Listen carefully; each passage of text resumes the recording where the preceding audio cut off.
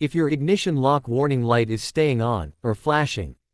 Here are some things you can try yourself. First, turn the car off completely. If it's a push-start car, take the key fob out of the vehicle. If it uses a regular key, pull the key out. Wait about 30 seconds, then try starting it again. If the light is still there, try your spare key or spare fob. You'd be surprised how often the original key is the problem. For push-start cars, hold the key fob right against the start button. Press the brake, and try to start the engine. This helps when the key battery is weak. Speaking of that, changing the key fob battery fixes a lot of these cases.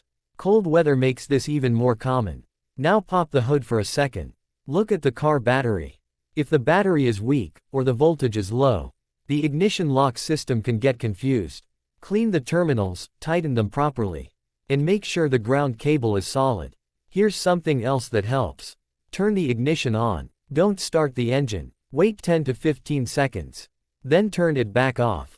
Do that 2 or 3 times, then try starting the car. While you're there, check the fuses. Look for anything labeled IGN, start, steering lock, or immobilizer. A blown fuse can cause this warning.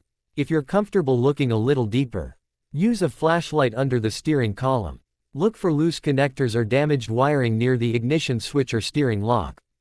If the ignition lock light is flashing while driving, that usually means the car can't verify the key anymore. That's not something to ignore. And if the light is still on after all this, plug in an OBD2 scanner.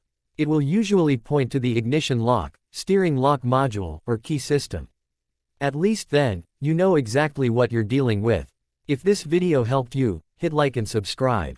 Drop your year, make, and model in the comments, and I'll tell you what to check next. Thanks for watching, and drive safe.